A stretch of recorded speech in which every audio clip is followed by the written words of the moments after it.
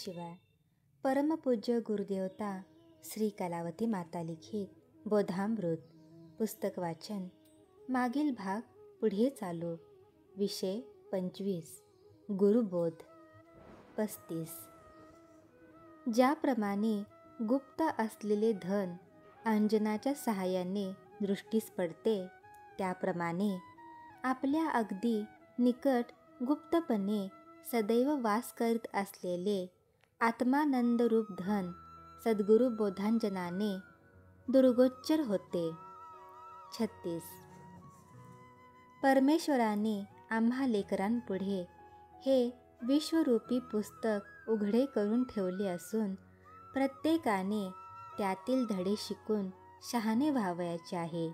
परंतु पुस्तकातील धड्यांची माहिती विद्यार्थ्याला जशी प्रथम पंतोजींनी करून द्यावी लागते, त्याप्रमाणे विश्वातील धडा घेण्याची पद्धत आपल्याला संतांनीच शिकवावी लागते. पंतोजींनी प्रथम मोठी अक्षरे काढावयास शिकविल्यावर पुढे विद्यार्थ्याला जशी अगदी बारीक अक्षरेही काढावयास जमते, त्याप्रमाणे सद्गुरूंनी आधी सगुण ध्यानाची माहिती करून दिल्यावर पुढे दुर्गुणाचे ध्यान आम्हाला सत्व साधते. पंतोजींनी एकदा एक गणित सोडवून दाखविल्यावर इतर गणिते सोडविणे जसे विद्यार्थ्याला सोपे जाते, त्याप्रमाणे प्रत्येक वस्तू नाशिवंत कशी व त्यात शाश्वत परमात्म्याचे अस्तित्व कसे काय भरून आहे, हे सद्गुरूंनी एकदा बोधद्वारे पटवून दिले की केळे खात असता जशा साली फेकून आपण आतील गाभा खातो, त्याप्रमाणे प्रत्येक वस्तूच्या नामरूपाला सोडून आपणास आत्मस्वरूपाच्या ठिकाणी निमग्न होता येते. 37. लोखंडाचा गोळा जर पाण्यात टाकला तर तो लगेच बुडतो. तेच तो गोळा तापवून ठोकून त्याचा जर पातळ पत्रा केला तर तो तरंगतो. तद्वत मनुष्याच्या ठिकाणी जोपर्यंत देहाभिमान आहे, तोपर्यंत त्याला भवसागरात बुडण्याची भीती असते. म्हणजे त्याला त्रिविध ताप बाधतात. तेच गुरूंच्या बोधाने जर त्याचा देहाभिमान गळून गेला तर मात्र त्याला बुडण्याची भीती राहत नाही. म्हणजे त्यास संसाराची झळ लागत नाही.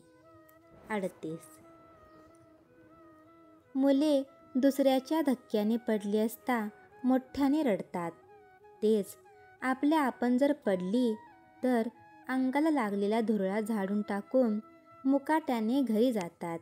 त्याप्रमाणे दुसऱ्यापासून आपणास दुःख होते असे जोपर्यंत मनुष्याला वाटते, तोपर्यंत त्याला जास्त दुःख जाणवते आणि आपल्या दुःखाला कारण आपले कर्मच हे गुरुबोधद्वारे जेव्हा कळून येते, तेव्हा मनुष्याची विव्हळणे आपसुकच बंद पडते. 39. अंधारामुळे दोरीच्या ठिकाणी सापाचा भास होतो आणि त्या भीतीने मनुष्याच्या अंगाला थरकाप सुटतो. त्याप्रमाणे वस्तुतः आपण सुखरूप असून अज्ञानाच्या योगे करून दुःखरूप असल्याचा आपणास भास होत आहे. त्यामुळे भीती, चिंतादी विकार जाणवतात. दिव्याच्या प्रकाशात दोरीचे ज्ञान झाले म्हणजे त्याबरोबर जशी मनुष्याची भीती नाहीशी होते, त्याप्रमाणे सद्गुरूंच्या बोधाने स्वरूप ज्ञान झाले म्हणजे त्याबरोबर भीती, चिंता, उद्विग्नता इत्यादी सर्व विकार नाश पावतात. 40. लोहचुंबक व लोखंड यांचा जसा संबंध आहे, तद्वत मनुष्य व देवाचा संबंध आहे. लोखंड स्वच्छ असेल तरच ते लोहचुंबकाजवळ आकर्षिले जाते. गंजलेले लोखंड जागेवरून हलत नाही. तद्वत ज्याचे चित्त शुद्ध असेल तोच देवाजवळ आकर्षिला जातो. ज्याचे हृदय कुसंस्कारांनी भरलेले असेल त्याचा देवाकडे सहजच कानाडोळा होतो. मनुष्याच्या ठिकाणी धन, स्त्री, मान, मी, माझेपणाचा जो गंज चढला आहे तो नाहीसा करण्यास संत बोध हाच एक उपाय आहे. बोध ऐकता ऐकता मनुष्याला आपण चुकीच्या मार्गाने गेल्याबद्दल जेव्हा पश्चाताप होतो तेव्हा त्याच्या अंगी परमपवित्रता येते. त्यावर सहजच तो देवाजवळ ओढला जातो, म्हणजे देवरूप होतो. 41. कुंभारणीच्या ध्यासाने किडा जसा कुंभारणीच्या रूपाला पावतो त्याप्रमाणे गुरुवरील ध्यासाने शिष्य गुरुरूपाला पावतो, म्हणजे कृपाळुता, अद्रोहता, शांतता, पवित्रता, सत्यता, समता, निरीच्छता, निर्भिमानता, असंगता, सावधानता इत्यादी गुरुमधील दैवी गुण शिष्याच्या अंगी येतात. कृपाळुता म्हणजे दुसऱ्याचे दुःख घेऊन त्यांना सुख देणे. आपल्याला जेणेकरून दुःख होते तसे आपण दुसऱ्याशी न वागणे. ज्या मार्गाने आपणास सुख मिळाले तो मार्ग दुसऱ्यास दाखवून देणे. अद्रोहता कोणत्याही प्राणीमात्रास न दुखविणे.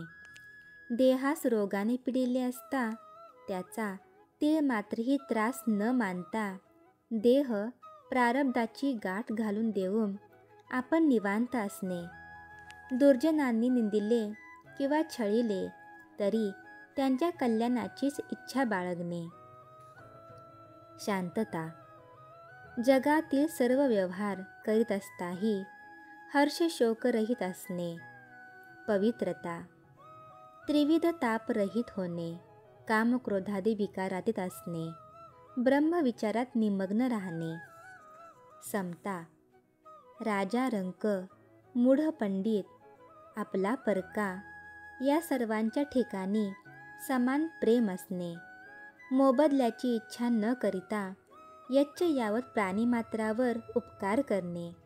इतकेच नव्हे तर अपकारावरही उपकार करणे. निरीच्छता ऐहिक विषय समोर असताही मोह न पावणे. निर्भिमानता सर्वांशी नम्र वर्तन असणे. जगत व्यवहार करीत असता सर्व ध्यासापासून अलिप्त राहणे. सावधानता प्रत्येक काम करीत असता क्षणभरही स्वरूपाचे विस्मरण न होणे. 42.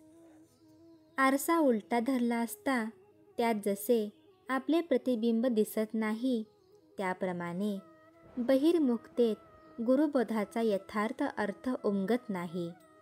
आरसा सुलटा धरल्यावर लगेच जसे त्यात प्रतिबिंब दिसते त्याप्रमाणे गुरुबोधाच्या द्वारे वृत्ती अंतर्मुख झाली की तात्काळ आत्मदर्शन होते. 43.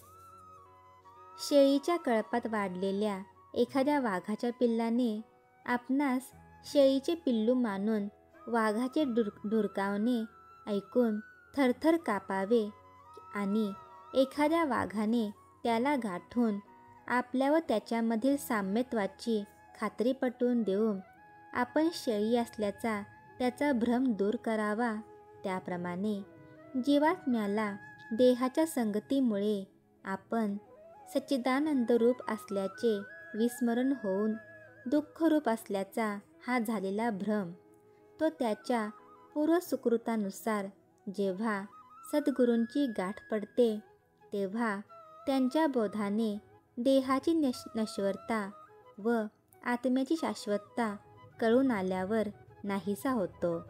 त्यावर आपण सच्चिदानंदरूप असल्याची त्यास जाणीव होते. श्री सद्गुरुनाथ महाराज की जय.